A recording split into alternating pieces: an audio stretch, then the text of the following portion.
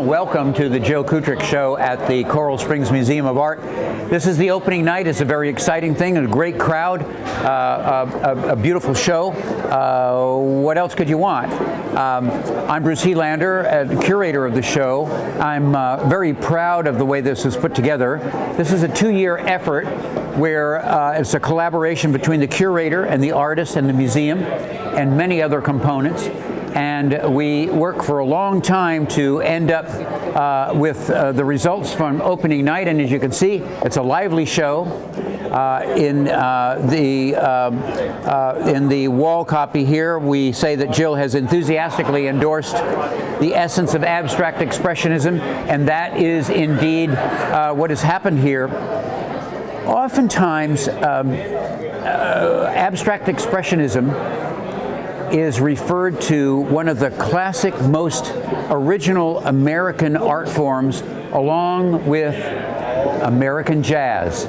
And interestingly enough, with American jazz and abstract expressionism, American jazz were abstracted notes, and abstract expressionism was abstract and expressive. So the two kind of went together, and to this day, those are the two purely American art forms that changed the world. So Jill Krutick, in much of her work, which is non-narrative, finds inspiration in the juxtaposition of line and of color and of rhythm and of poetry and of subtle changes in the paintings. And this is a great example here called Dreamscape, where she's using a kind of an abstract expressionist, almost colorist theory here in a beautiful composition.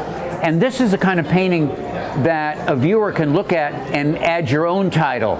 You know, is this a flock of birds? Is this a reflection of a waterway?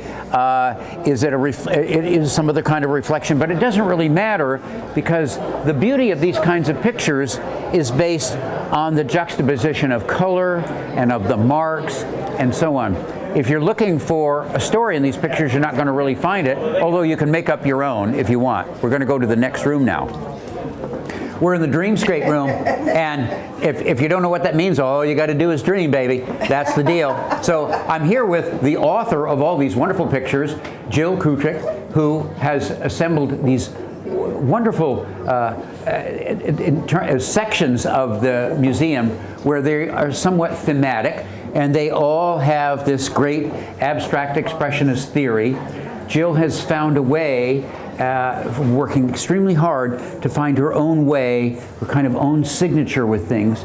And in this show, I think it really comes out. Jill, what a great show, what a great opening. I'm so delighted, and thank you all for coming, and great collaborative effort here. Absolutely. So I'm delighted to be standing in the middle of the Dreamscape room, which was inspired by family trips, time spent on the water. Actually, the initial painting on the intro wall was inspired by a photo that was taken in New Zealand, sitting on a boat. Wow. There's no boat in the picture, that was taken out, but the feeling was there, and that's what was the inspiration behind that. But many of these paintings have that feel. This is called Petals and Dreamscape Burst. And this is a more recent Dreamscape Burst painting, which really just sort of flowed out very simply. Just the colors worked, and you can see different things in it, and that's what makes it fun. Yeah, and I failed to mention, part of the quality and the sort of recognizable idiosyncratic style of this work is that as Jill has developed her own system of building up these canvases, so they're leaning toward an assemblage. In other words, in terms of a flat surface, she continues to build up these wonderful surfaces that gives another dimension to the paintings. And I think that's one of the reasons that the show is so exciting, because you not only get a color field basis, but you're also getting these wonderful build-up works that are built up with what? With paste or something? Molding paste or different acrylic mediums. There you have it, different acrylic medium, molding paste. But she puts that down as a literal foundation for putting all the works together. Now we're going to go into the next room. Ice cubes have come to represent a personal challenge. And the gold in the center signifies the fire from within to overcome the challenge. And all ice cubes are shown in a dripping state because the challenges melt away. So that's the basis for the ice cube paintings. And a lot of my geometric works, which was sort of the foundation of when I first started painting and exploring my artistic side, was built on my analytical minds. Having come from business, geometric was my first go-to kind of style, but then it quickly morphed into a much more fluid style as I had more space to develop my interests. And these scroll paintings show the molding paste being carved into the canvas and creating a 3D quality. So in other words, it all adds up. This is one of my favorite pictures in the show, and the idea that Jill has kind of, it's kind of sort of her own invention, where she's built up these surfaces, but where I said earlier, it almost looks like it could be an aerial view on a ice skating rink or something, where these wonderful lines meandering, going in different directions, and the quality in this is that it allows your eye to go through these different stages of this picture and continues to go down and up and around, and so you're really just enjoying the rhythmic notion of this picture. You're not looking for answers, you're not looking for questions, you're not looking for meaning. You are essentially assimilating a picture that is using tonality, tint, color, and meandering lines to build a composition. And that's what the pictures are all about. I'm standing in front of another favorite picture of mine in the background. It's called Moonstone. And it has a feeling of a great space and so on. We're going to get the interpretation from the artist in a minute. But this is another wonderful picture that is very recognizable as Jill Krutick's signature, where she has these wonderful meandering lines that kind of come together with this graceful composition. I think another thing you have to realize is that when you do a picture like this, which is essentially only 3 colors, there's white, there's a dark blue, and there's a light blue, essentially probably 2 colors, one is diluted, but still be able to retain the interest of the viewer in everything. Also, the artist has a wonderful manipulative stroke of, I think, great creativity. When she does a meandering line, she comes back and brings you back into the picture plane, moves around again, and so on and so forth. So again, the notion of these pictures is not to tell a story, but to celebrate creativity and the notion of abstract expressionism with your own special touch. Jill, can you explain your interpretation of Moonstone here in this? Because we're all waiting to hear. Well, it's sort of a mystical painting, but it does capture a very lyrical approach to painting. Music is something that I played piano as a young child, and in each of the 4 corners you can see the G clefs in the painting. This very much looks like a piano keys. So the Moonstone to me is all the motion and movement of the moon, which the color palette actually simulates, and the motion that goes with it. So that's my best explanation. So there you go. That's a pretty good explanation. But when you look at the moon, sometimes you see a face, and sometimes you see, the man in the moon, and there you have it, Moonstone. I think that's pretty good. All right, we're going on to the next thing. Thank you. We're back in another very exciting room in this very large gallery at the Coral Springs Museum with Jill Krutick's wonderful survey of her career work. And really one of the most engaging pictures that really has some narrative is, as I recall, Dance of the Caterpillars. And you say, excuse me, Dance of the Caterpillar, what does that mean exactly? Well, a metamorphosis or whatever, all that's in there.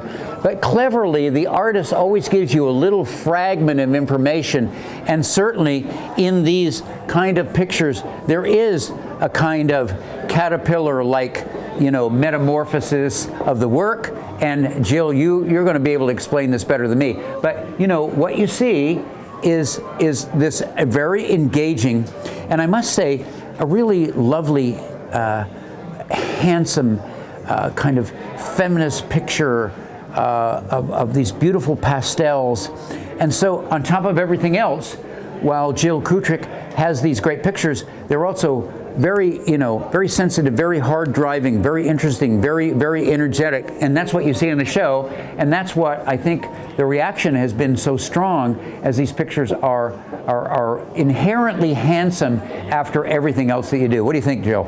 So I agree with you completely, but this painting, Dance of the Caterpillars, to me has a very Alice in Wonderland feel.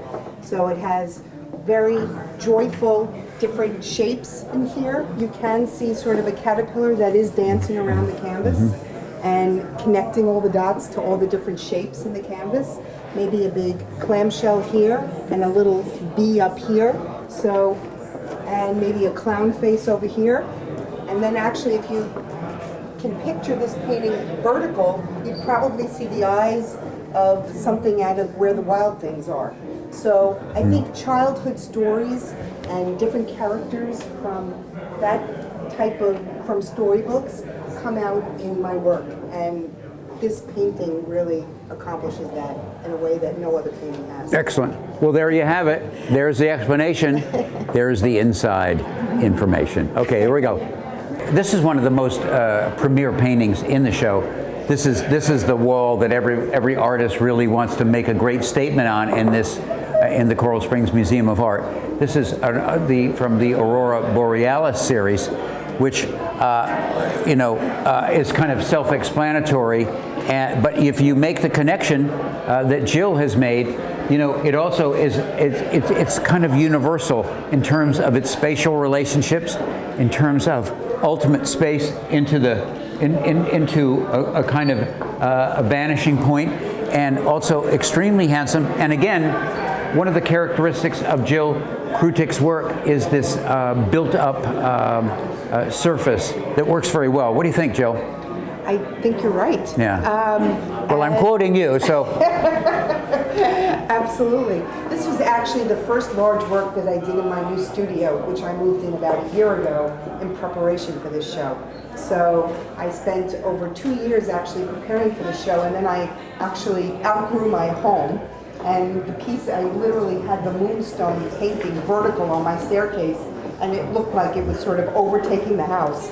And it was clear at that moment that I needed more space to really develop. And this piece, again, was the first piece that I did large scale in my studio in Westchester, New York. But just a joyous piece, very powerful piece, and I think celebratory of that particular moment. Yeah. Well, there you have it. An engaging, beautiful, memorable show that I was very proud to be the curator for, and certainly is going to be one of the most popular shows of the season because of quality and the destination of extreme creativity. Jill Krutick has made a great visual statement here, and we're all delighted with this show. Thank you so much. Yeah, Bruce. my pleasure. Yeah, thank you. That worked well. Now we're on.